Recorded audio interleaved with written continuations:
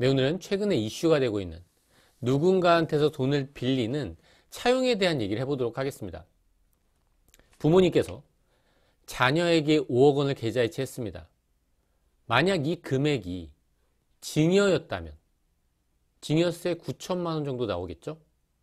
그런데 이 5억 원을 자녀에게 빌려준 거라면 증여세가 부과되지 않겠죠. 제가 예전에 2018년 7월이네요. 이때 올렸던 영상에서도 차용증에 대한 얘기를 했었는데 이 영상을 올릴 때만 하더라도 꽤 오래전이죠. 부모와 자녀 간의 자금 거래가 가능하냐 이 자체에 대해서 궁금해 하시는 분들이 많았어요. 근데 지금은 어떻죠? 당연히 인정하는 분위기예요. 요건만 갖춘다면. 그리고 이걸 많이 활용하려고 하시더라고요. 그리고 이러한 행위에 대해서 2020년도 초, 작년 초부터는 국세청 보도자료에까지 나오기 시작했죠. 많은 분들이 알게 되니까 이걸 활용하게 되고 일부는 악용하는 경우도 생기게 된 거죠. 그러다 보니까 2020년 12월 달에 국세청 보도자료네요. 여기에 나온 내용이에요. 세무조사 추진 경과 내용. 발표한 배경, 이 보도자료를 발표한 배경. 부동산 시장을 면밀히 모니터링하고 혐의 정보를 분석해서 편법 증여에 대한 다양한 유형의 세무조사를 실시했대요. 그래서 적발한 주요한 추징 사례를 보여줬죠. 보도자료에서. 그 중에 첫 번째입니다. 실제 증여했음에도 허위로 차입 계약한 사례. 만약에 실제 빌려준 거라면 증여세가 과세되지 않았겠죠. 그런 사례, 실제 증여했으나 허위로 차입 계약한 사례로 나온 것들이에요. 그 사례 중에 첫 번째, 친인척으로부터의 차용. 친인척으로부터 차용하는 것 자체가 문제가 생긴 게 아니라 아버지가 사실 준 거죠. 부모님께서 근친척분한테 자금을 주고 그렇게 빌리게 된다면 당연히 빠져나가기 어렵겠네요. 그리고 부친으로부터 거액을 차입했는데 아무리 내가 갚으려고 마음을 먹었다고 하더라도 나한테 능력이 없다면 증여세가 과세되네요. 그리고 부친으로부터 글씨가 잘 보이지 않는데 전세자금 차입입니다. 전세자금을 빌렸다고 하더라도 또한 마찬가지라는 거죠. 이렇게 많은 분들이 차입을 통해서 증여를 피해 나가려고 하다 보니까 국세청이 이런 조사 결과를 바탕으로 향후의 계획 어떻게 세웠죠? 부동산 거래 관련돼서 취득이나 보유, 양도 단계까지 철저히 검증하겠대요. 어떤 걸 활용해서요? 부동산 거래 관리 시스템의 자료를 활용해서 그리고 등기 자료를 연계해서 분석해 가지고 앞으로 이 부분에 대해서 세무조사를 철저히 하겠다는 거죠. 뭘 주의해야 될까요, 지금? 우리는 취득만 신경 쓰고 있는데요. 보유도 신경 써야 되고요. 앞으로 이 자산을 양도할 때, 이때도 특히 많이 걸리겠네요. 이 부분까지도 주의해야 된다는 거죠. 그리고 특히 주목할 만한 부분, 아까 그 향후 계획에 있던 내용입니다.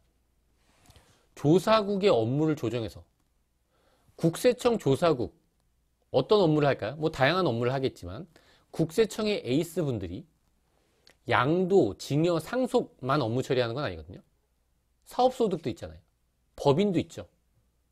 그런 분들의 업무를 조정해서 재산세제, 부동산과 관련된 업무에 보다 집중할 수 있도록 그렇게 조사국 요원분들을 운용한다고 하네요.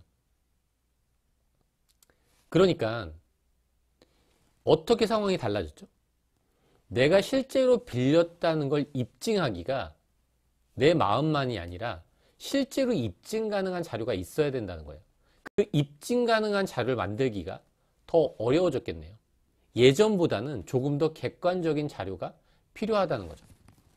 지금까지 국세청 보도자를 같이 봤는데 제가 왜 지금 시점에서 말리고 싶은지 조금은 이해가 되시겠죠? 최근에 국세청 보도자를 조금 더 보도록 하겠습니다. 이거는 2021년이네요. 1월달 국세청 보도자료입니다. 국세청이 어떤 거래를 예의주시하고 있는지, 어떤 거래를 적발했는지 또 보겠습니다. 주요 추징 사례로 나온 거예요. 1번이 허위 차익 계약입니다. 이 부분을 아주 예의주시하고 있는 것처럼 보인다는 거죠. 그러면 왜 지금 이 영상을 올리냐? 언제 거래분부터 예의주시할까요? 물론 옛날 거는 괜찮다 이런 의미는 절대 아닙니다. 국세청 보도자료에 있는 내용이 눈에 띄어서 말씀을 드리는 거예요. 국세청 보도자료상에 나온 향후 계획이에요. 철저히 검증을 한다고 하잖아요. 어떤 걸 검증한다고 하고 있죠? 자금 조달 계획서 제출 대상이 확대됐거든요. 그렇기 때문에 탈세 의심 통보 건수가 대폭 증가할 걸로 예상된대요. 예전 거 물론 중요하죠. 사후 관리 철저히 해야 됩니다. 근데 당연히 지금 새롭게 추가된 자금 조달 계획서 이거는 증여세 조사하려고 일부러 만들었다는 생각밖에 안 들거든요. 이런 자료들이 쌓였을 때 이 자료를 활용해서 편법 증여로서 과세할 가능성이 훨씬 더 높아졌다는 거죠. 차입을 가장한 경우에는요. 그리고 지금 당장 문제가 되지 않는다고 하더라도, 지금 당장 국세청에서 문제 삼지 않는다고 하더라도 이 차입 계약서 그리고 자금 조달 계획서 상의 그 부채들 있잖아요. 그 부채를 사후 관리하기가 너무 쉽다는 거죠, 이제는. 그 데이터들이 있기 때문에. 부모님한테 빌린 것만 문제가 될까요? 그렇지 않아요.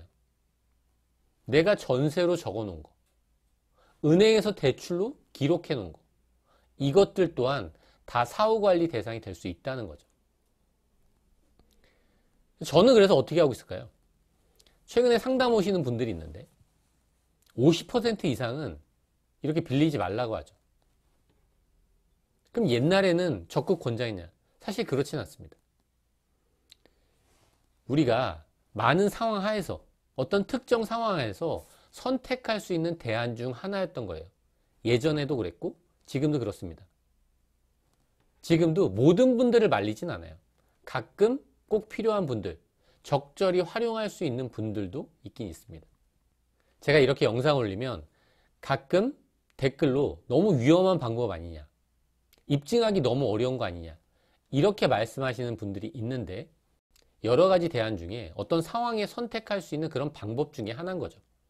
모든 사람한테 적용할 수 있는 아주 효과적인 절세 방법은 어디 있냐면요, 국세청 홈페이지에 있습니다. 만약 거기 없다면 네이버 지식인이라도 알려줄 거예요. 그래서 뭐 어떻게 하라는 거냐, 그냥 지금 든 생각입니다. 다른 사람이 다 이쪽으로 가고 있잖아요. 저는 이쪽으로 가고 싶다는 생각이 좀 들었습니다. 갑자기 이러면 어떨까? 이게 뭐 절대적인 대안이 아니라 여러 가지 대안 중에 하나가 될 수도 있겠다라는 생각이 들었습니다. 지금 빌리는 것만 생각했잖아요. 빌려주면 어떤가요? 제가 돈을 빌리는 게 아니라 빌려 드릴 수도 있겠네요. 이게 탈세가 아니에요. 누군가한테는 억울한 상황을 입증할 수 있는 논리가 될 수 있을 거라고 생각이 듭니다. 네, 구체적인 사례는 회원 영상을 통해서 하나 샘플로 보여드리도록 하겠습니다.